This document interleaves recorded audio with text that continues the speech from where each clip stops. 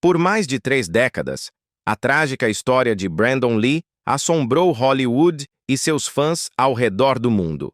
Filho da lenda das artes marciais, Bruce Lee, Brandon estava destinado à grandeza. Mas o destino tinha outros planos. Sua vida foi interrompida durante as filmagens de O Corvo, em 1993, com apenas 28 anos. Muitos acreditaram que sua morte foi um trágico acidente. Outros sussurravam sobre uma maldição, sobre o destino se repetindo. Mais recentemente, após 32 anos, o túmulo de Brandon Lee foi aberto por motivos de manutenção. O que foi encontrado dentro despertou mais do que apenas memórias, levantou novas questões, ofereceu novas revelações e trouxe um encerramento emocional que ninguém esperava. Um legado nascido nas sombras.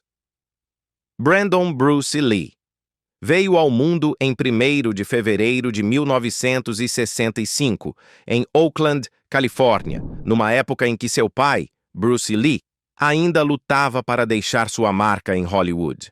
A pressão das expectativas moldaria a vida de Brandon desde o início. Nomeado em homenagem a um dos atores de faroeste favoritos de Bruce, Marlon Brando, Brandon carregava não apenas um nome, mas um destino. Os primeiros anos de Brandon foram vividos entre os Inethinel e Hong Kong, enquanto seu pai ganhava fama na indústria cinematográfica de Hong Kong, no início dos anos 70. Apesar da pouca idade, Brandon vivenciou de perto o mundo dos sets de filmagem, estúdios de artes marciais e uma ambição incansável.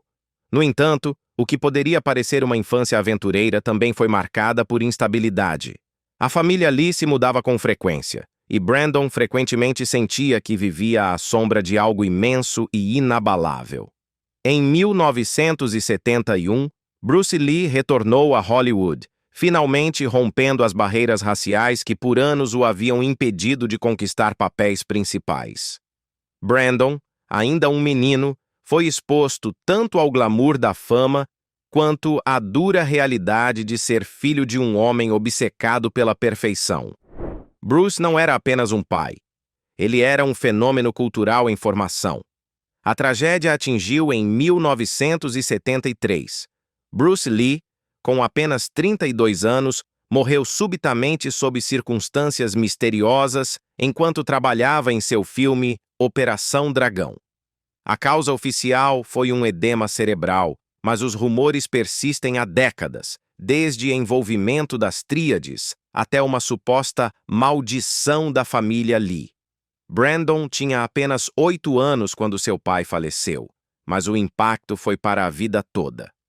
Após a morte de Bruce, Brandon e sua mãe, Linda Lee Cadwell, retornaram aos Estados Unidos, estabelecendo-se em Seattle e depois em Los Angeles. A perda de seu pai deixou Brandon não apenas em luto, mas sem um senso claro de identidade. Externamente, esperava-se que ele seguisse os passos de Bruce, que se tornasse a próxima superestrela das artes marciais, que levasse adiante o legado dos Lee. Mas por dentro, Brandon estava dividido entre honrar seu pai e traçar seu próprio caminho. Em entrevistas, Linda frequentemente descrevia Brandon como uma criança sensível e inteligente, que tanto admirava quanto lutava com o legado gigantesco de seu pai. Ele costumava questionar por que todos esperavam que ele fosse exatamente como Bruce. Por que ele não podia ser ele mesmo? Essas eram perguntas que o assombrariam por toda a vida. À medida que crescia, o relacionamento de Brandon com as artes marciais se tornava complicado. Embora tivesse aprendido Jeet Kune Do com Bruce, também ressentia as comparações constantes. Durante a adolescência, afastou-se das artes marciais, preferindo esportes coletivos como futebol e até considerou carreiras fora da indústria do entretenimento. Mas o mundo não estava pronto para deixá-lo ir tão facilmente. Onde quer que fosse, ele era o filho de Bruce Lee. Era abordado por fãs, jornalistas e até professores, perguntando se estava treinando para ser como o pai. Quando chegou ao ensino médio, Brandon tornou-se cada vez mais rebelde. Foi expulso da Chadwick School, uma escola particular prestigiada, após uma série de problemas disciplinares. Posteriormente, frequentou o Emerson College, em Boston, mas abandonou, ainda incerto sobre o que realmente queria. O ponto de virada veio quando Brandon decidiu levar a atuação a sério. Não como artista marcial, mas como intérprete, alguém que pudesse contar histórias além das lutas. Matriculou-se no Lee Strasberg Theatre and Film Institute, em Nova York, uma escola respeitada de atuação pelo método, onde começou a desenvolver seu próprio estilo. Longe de Los Angeles, longe do legado de Bruce Lee, Brandon começou a encontrar sua voz. Esse foi o início de um homem tentando emergir de uma sombra que o mundo se recusava a ignorar. Brandon não queria escapar da influência de seu pai. Ele respeitava imensamente Bruce, mas precisava mostrar que era mais do que um legado. Era um artista por mérito próprio, com sonhos, medos e um desejo de se conectar com as pessoas não apenas através de socos e chutes, mas por meio da emoção, da narrativa e do coração, uma carreira e uma maldição. Em meados da década de 1980, Brandon Lee já não era apenas o filho de Bruce Lee. Ele era um jovem determinado a construir seu próprio nome em um mundo que não o deixava esquecer sua linhagem. Após seu intenso treinamento em atuação em Nova York, Brandon retornou a Los Angeles com um novo senso de propósito. Embora muitos ainda esperassem que ele se tornasse uma estrela das artes marciais, Brandon agora estava focado na interpretação, não no combate. Ele queria papéis que o desafiassem emocionalmente, não apenas fisicamente. Mas Hollywood, com todas as suas expectativas, o puxava para direções familiares. Seu primeiro grande papel veio em Kung Fu, The Movie, onde interpretou o filho de Kwai Chang-caine, personagem famoso por David Carradine. Essa escalação foi simbólica. A série original Kung Fu havia sido idealizada por Bruce Lee, mas o papel principal foi controversamente dado a Carradine. Agora, Brandon estava entrando em um projeto que parecia quase destinado a ele, como se estivesse recuperando algo que havia sido negado a seu pai. A princípio, Brandon estava hesitante. Não queria ser rotulado como ator de filmes de artes marciais ou visto como alguém que apenas seguia o legado de Bruce Lee. Mas após alguma persuasão, especialmente de seu antigo instrutor de artes marciais Jeff Imada, Brandon aceitou o papel. Sua atuação foi bem recebida, e pela primeira vez, Hollywood começou a vê-lo como um talento sério, não apenas um artista marcial. Nesse mesmo ano, estrelou Legacy of Rage, um thriller de ação de Hong Kong que exibiu seu carisma e habilidade física. O filme, embora não tenha sido um grande sucesso comercial, foi significativo. Foi o primeiro papel principal de Brandon e provou que ele podia carregar um filme sozinho. Ele seguiu com Laser Mission, uma aventura de ação filmada na Namíbia. Apesar de os críticos o classificarem como um filme B, os fãs adoraram, e ele se tornou cult no mercado de vídeo doméstico. Nos bastidores, Brandon estava evoluindo. Retornou ao treinamento de artes marciais, desta vez em seus próprios termos. Sob a orientação de Dan Inosanto, um amigo próximo de Bruce Lee, Brandon começou a refinar sua técnica, focando não apenas no combate, mas em como isso se traduzia para a tela. Ele até gravava suas sessões de treino, assim como seu pai fazia, estudando seus movimentos, aperfeiçoando cada gesto para maximizar o impacto cinematográfico. Mas apesar de seu sucesso crescente, Brandon não conseguia escapar da sombra da tragédia. A chamada maldição da família Lee tornou-se um fascínio da mídia. As pessoas especulavam se as mortes prematuras de Bruce e Brandon estavam ligadas pelo destino. Brandon, ciente desses rumores, tentava rir disso, mas também admitia a amigos próximos que às vezes sentia que não viveria muito. Em 1992, Brandon assumiu aquele que se tornaria seu papel mais icônico, Eric Draven em O Corvo. O filme, baseado na sombria graphic novel de James O'Barr, contava a história de um músico que volta dos mortos para vingar o assassinato de sua noiva. Era um papel cheio de emoção, profundidade e beleza sombria. Brandon via aquilo como sua grande oportunidade, uma chance de finalmente sair da sombra e brilhar com sua própria luz. As filmagens de O Corvo foram intensas. O cenário era carregado de atmosfera, a história profundamente pessoal. Brandon mergulhou no personagem, muitas vezes permanecendo fantasiado entre as cenas, totalmente comprometido com o papel. Via partes de si mesmo em Eric Draven, um homem preso entre o amor e a perda, entre a vingança e a paz. Mas então, a tragédia aconteceu. Durante a filmagem de uma das cenas finais, ocorreu um acidente catastrófico. Um acessório projetado para simular tiros de verdade falhou. Devido a uma série de negligências, um fragmento de um cartucho falso havia permanecido preso dentro do dispositivo usado na cena. Quando um tiro de festim foi disparado, o fragmento foi lançado com força fatal. Brandon, que estava a curta distância, foi atingido no abdômen. Ele caiu instantaneamente, sofrendo um trauma interno massivo. Os membros da equipe correram para socorrê-lo e ele foi levado ao New Hanover Regional Medical Center, onde os médicos lutaram por horas para salvar sua vida. Mas os ferimentos foram severos demais. Em 31 de março de 1993, Brandon Lee foi declarado morto. O choque foi sentido em todo o mundo. Brandon estava no auge de sua carreira, à beira do estrelato. Sua morte não apenas encerrou uma vida promissora, mas também gerou uma tempestade de perguntas. Como um acidente tão evitável poderia acontecer em um set de filmagens profissional?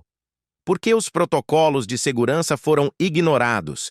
E por que, mais uma vez, um membro da família Lee morreu justo quando estava prestes a alcançar a grandeza? Nenhuma acusação criminal foi feita, embora sua mãe, Linda, tenha movido um processo contra a produtora e vários membros da equipe envolvidos. O incidente levou a mudanças significativas na forma como adereços e efeitos são manuseados no cinema, com regulamentações mais rígidas introduzidas para evitar que tais tragédias voltem a ocorrer. Ainda assim, para aqueles que amavam Brandon, a dor permaneceu.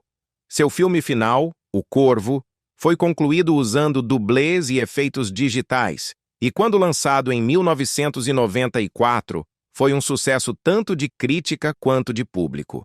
As audiências ficaram hipnotizadas pela atuação de Brandon, para sempre assombradas pela consciência de que aquilo lhe custou a vida. A carreira de Brandon Lee foi breve, mas brilhou intensamente. Em cada papel, em cada momento, ele tentou equilibrar o peso do legado de seu pai com sua própria identidade. E embora sua vida tenha sido tragicamente curta, a marca que deixou no cinema, e naqueles que acreditavam nele, perduraria muito além dos créditos finais. As consequências. Perguntas sem respostas. Quando a notícia da morte de Brandon Lee se espalhou, causou um choque profundo em Hollywood e ao redor do mundo. Como algo assim poderia acontecer em um set de filmagens profissional? Como uma jovem estrela, prestes a se libertar da sombra de seu pai, poderia ser levado tão de repente e de forma tão sem sentido? Nos dias que se seguiram, a 31 de março de 1993, os detalhes começaram a surgir, pouco a pouco, mas apenas geraram mais confusão, mais incredulidade. Brandon havia morrido durante uma cena rotineira, uma que deveria ter sido segura, controlada. No entanto, uma cadeia fatal de erros e negligências transformou a ficção em realidade. A cena exigia que o personagem de Brandon, Eric Draven, fosse baleado por um dos vilões. Para isso, um revólver .44 Magnum era usado como adereço. O plano era usar munições de festim, cartuchos que contêm pólvora, mas sem projétil, criando som e clarão sem perigo real. Mas o que ninguém sabia na época era que, anteriormente na produção, cartuchos falsos haviam sido feitos pela equipe para cenas em close. Esses cartuchos falsos eram cartuchos reais, com a pólvora removida, mas com o projétil ainda intacto, usados para dar realismo à cena. Um desses cartuchos falsos havia sido manuseado incorretamente. Quando disparado em uma cena anterior, um dos projéteis ficou preso no cano da arma cenográfica, despercebido, esquecido. Mais tarde, quando uma munição de festim foi usada, o fragmento preso foi expelido com a força de um tiro real, atingindo Brandon a poucos metros de distância. Ele caiu imediatamente. A princípio, a equipe pensou que fazia parte da cena. Brandon era conhecido por seu compromisso com o realismo. Mas em poucos instantes, perceberam que algo estava terrivelmente errado. O set entrou em caos enquanto paramédicos corriam, tentando desesperadamente estabilizá-lo. Ele foi levado ao New Hanover Regional Medical Center, onde cirurgiões lutaram por 6 horas para salvá-lo. Mas os ferimentos eram graves demais. Brandon Lee foi declarado morto às 13h03. Para muitos, isso era mais do que um acidente. Era um eco do passado. Bruce Lee também havia morrido jovem, aos 32 anos, no auge de sua carreira, cercado por rumores e perguntas sem resposta. Agora, seu filho, também no auge, também prestes a se tornar uma estrela, morria de uma forma trágica demais, coincidente demais para ser apenas acaso. Linda Lee Cadwell, mãe de Brandon, ficou devastada. Ela havia sepultado seu marido sob um véu de mistério. Agora, enfrentava o mesmo com seu filho. Em seu luto, buscou justiça. Moveu uma ação por morte por negligência contra a produtora, os responsáveis pelos adereços e várias outras partes envolvidas no manuseio inadequado da arma e da munição. O processo acabou em um acordo extrajudicial, mas ninguém foi criminalmente acusado. A indústria, abalada pela tragédia, prometeu mudanças. Regras mais rigorosas foram estabelecidas para o manuseio de armas cenográficas, com mais supervisão e protocolos de segurança. Mas para aqueles que conheciam Brandon, isso era pouco consolo. Sua noiva, Eliza Hutton, com quem ele se casaria poucas semanas após o fim das filmagens, desapareceu da vida pública.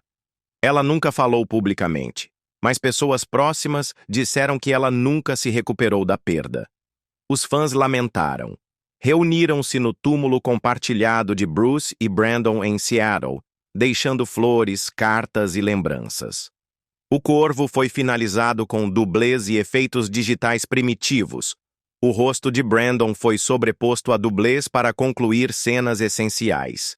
Quando o filme foi lançado em 1994, tornou-se um clássico cult. O público ficou cativado pela atuação assombrosa de Brandon, ainda mais poderosa pela consciência de que ele deu a vida por ela. Mas mesmo com o sucesso do filme, as perguntas nunca desapareceram por completo. Foi realmente apenas um acidente? Poderia ter sido evitado? E por que a tragédia parecia seguir a família Lee? O próprio Brandon havia expressado inquietação sobre o futuro.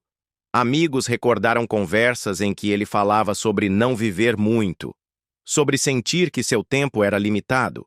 Se isso era intuição ou coincidência, ninguém pode afirmar.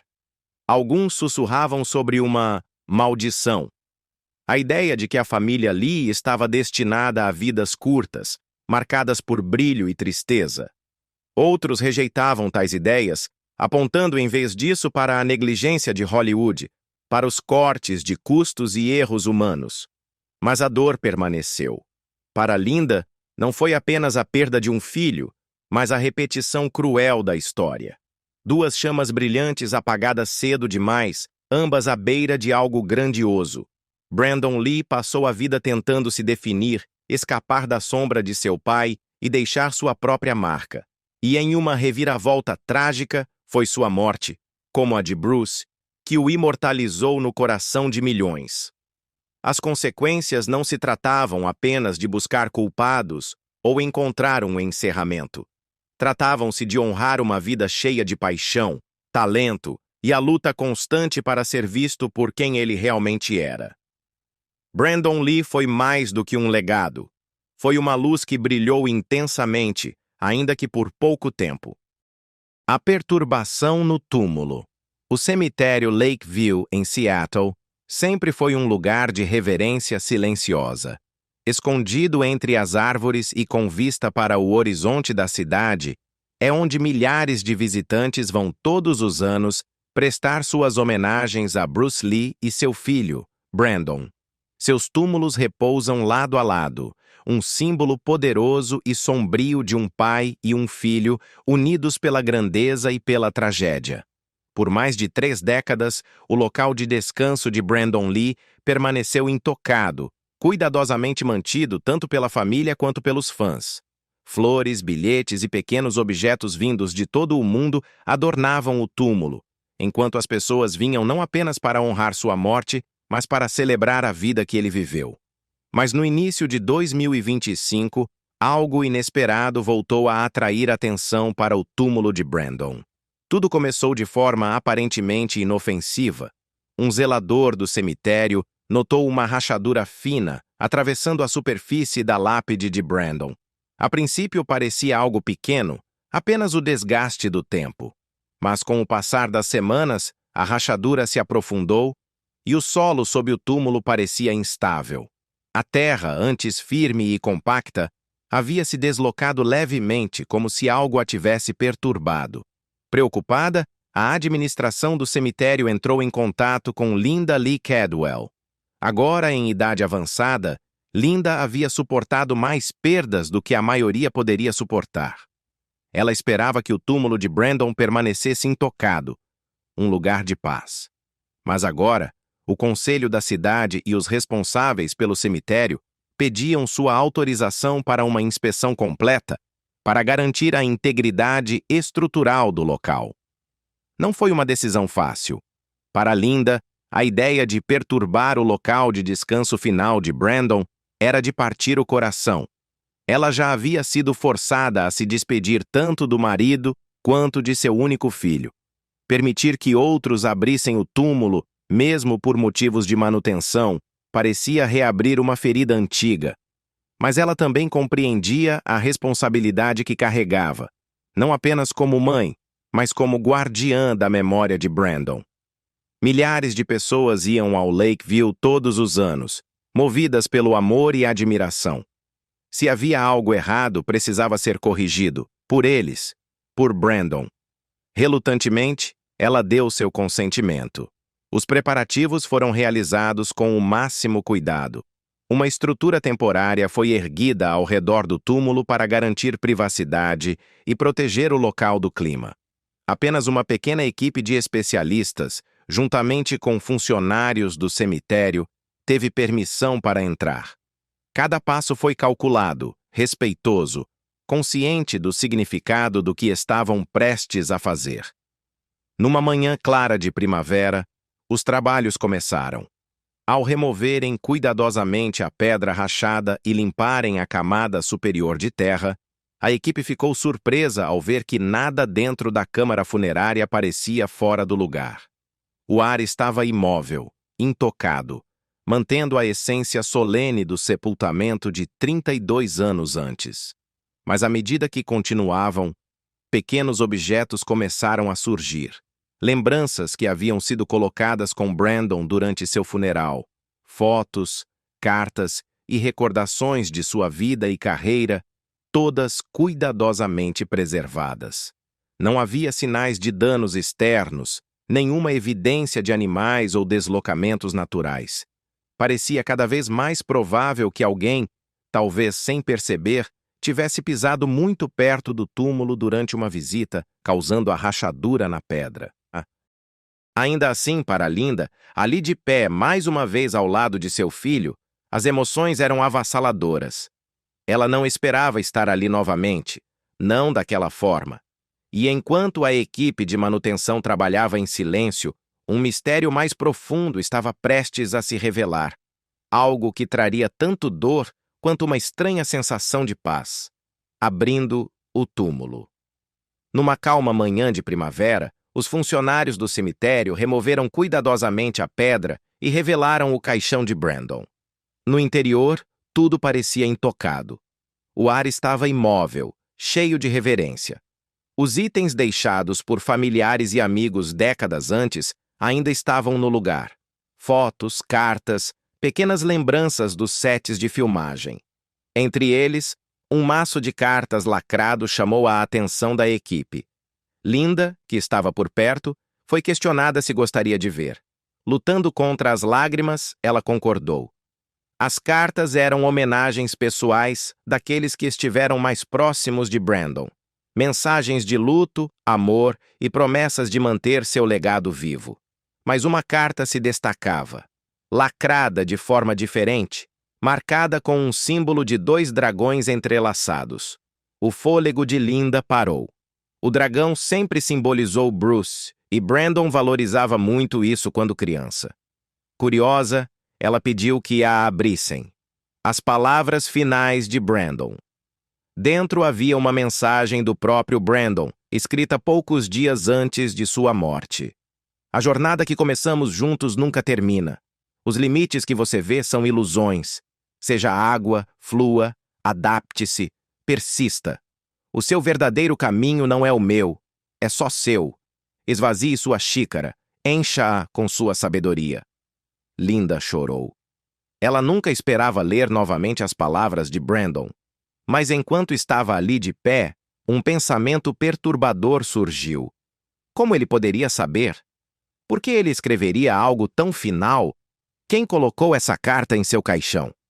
Ele temia por sua vida? Algo não o preocupava? Ou era simplesmente a maneira de Brandon de fazer as pazes com os riscos que conhecia tão bem? O que você acha que a mensagem final de Brandon Lee realmente significava? Foi destino, intuição ou algo mais? Conte-nos suas opiniões nos comentários abaixo.